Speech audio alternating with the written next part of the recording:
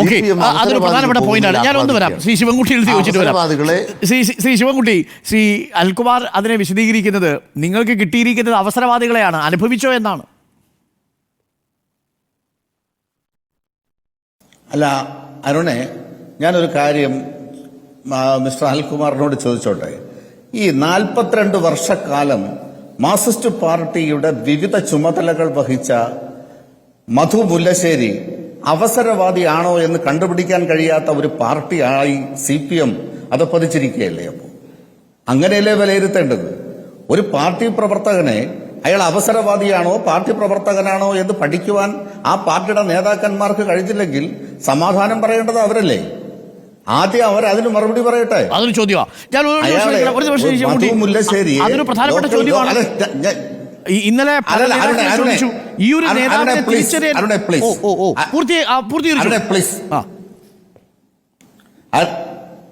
അരുണെ, ഞാന് അനിൽകുമാർ എന്തെല്ലാം പറഞ്ഞു, ഈ വിഷയത്തിനെ സംബന്ധിച്ച് എന്തെല്ലാം പറഞ്ഞു. ഞാനിപ്പോ പറയുന്നത്, ഞാൻ മറ്റു വിഷയങ്ങളിലോട്ടൊന്നും പോയില്ല. ഞാൻ മധു മുല്ലശ്ശേരിയുടെ ചോദ്യത്തിന്റെ ഇദ്ദേഹം ചോദിച്ചു, അരുണ് ചോദിച്ചു മധു മുല്ലശ്ശേരിയുടെ, ഞാൻ അതിൽ മാത്രം നിന്നുകൊണ്ടാ മറുപടി പറയണേ. ഞാൻ ചോദിച്ചോട്ടെ ഒറ്റ കാര്യം. ഇത് അനിൽകുമാറിനോട് ഞാൻ ഒരു കാര്യം ചോദിക്കുന്നത്, അവസരവാദ രാഷ്ട്രീയത്തെ കുറിച്ച് മിസ്റ്റർ അനിൽകുമാർ പറഞ്ഞല്ലോ.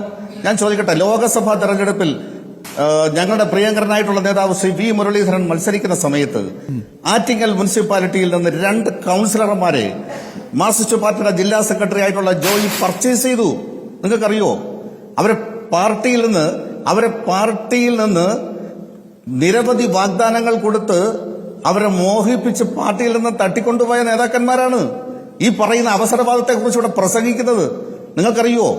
എന്റെ അരുണെ, കരവാരം പഞ്ചായത്ത് BJP ഭരിക്കുന്നു. കോൺഗ്രസിനെ കൂട്ടുപിടിച്ച് കഴിച്ച ലോക്സഭാ തെരഞ്ഞെടുപ്പിന് മുമ്പേ അട്ടിമറിച്ച നേതാക്കന്മാരാണ് ഇവര്. പിന്നെ ഇവരെ എന്ത് ജനാധിപത്യത്തെ കുറിച്ചാണ് ഇവർ പ്രസംഗിക്കുന്നത് എന്റെ പ്രിയ സുഹൃത്തെ?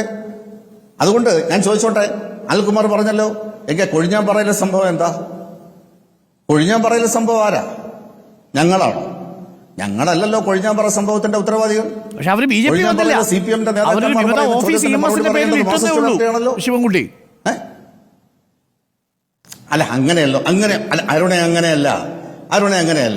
ഞങ്ങളെ സംബന്ധിച്ചിടത്തോളം ഞങ്ങൾ ഓരോ കാര്യങ്ങളും നിരീക്ഷിച്ചുകൊണ്ടിരിക്കുന്നവർ തന്നെയാണ്. ഞങ്ങൾക്ക് മനസ്സിലാക്കാൻ സാധിക്കും. ഞങ്ങൾക്ക് ഓരോ സംഭവത്തെക്കുറിച്ചും പഠിച്ചിട്ട് തന്നെയാണ് ഞങ്ങൾ ഈ കാര്യത്തെക്കുറിച്ച് പറയുന്നത്.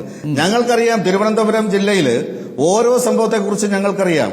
മാർക്സിസ്റ്റ് പാർട്ടി കഴിഞ്ഞ ലോക്സഭാ തെരഞ്ഞെടുപ്പ് സമയത്ത് ഞങ്ങളോട് കാണിച്ച ഒരു രാഷ്ട്രീയ പാർട്ടിക്ക് യോജിക്കാത്ത നിലപാടുകളാണ് ചെയ്തത് മാർക്സിസ്റ്റ് പാർട്ടിയുടെ ജില്ലാ സെക്രട്ടറി ജോയി. അതുകൊണ്ട് അദ്ദേഹത്തിന്റെ പഞ്ചായത്തിൽ എന്ത് സംഭവിച്ചു എന്ന് അദ്ദേഹത്തിന് ഉത്തരം പറയട്ടെ. ജോയിയുടെ ബൂത്തിൽ എന്ത് സംഭവിച്ചു എന്ന് ജോയി ഉത്തരം പറയട്ടെ. ജനങ്ങൾ BJPയോടൊപ്പം നിന്നു. അതാണ് മിസ്റ്റർ അനിൽകുമാർ മനസ്സിലാക്കേണ്ടത്. ലോക്സഭാ തെരഞ്ഞെടുപ്പിൽ നോക്കിയത് അല്ലല്ല അരുണെ പ്ലീസ്, കഴിഞ്ഞ ലോക്സഭാ തെരഞ്ഞെടുപ്പിൽ ഞങ്ങൾ മുന്നിൽ വന്ന സ്ഥലങ്ങളെല്ലാം അതെല്ലാം പോയി. ഓക്കെ, ശരി, ഓക്കെ, ആയിക്കോട്ടെ. ഞാൻ അനിൽകുമാറിന്റെ അടുത്ത് മറുപടി എടുക്കാം. അതിനുശേഷം ഞാൻ അങ്ങയിലേക്ക് തിരിച്ചു വരാം.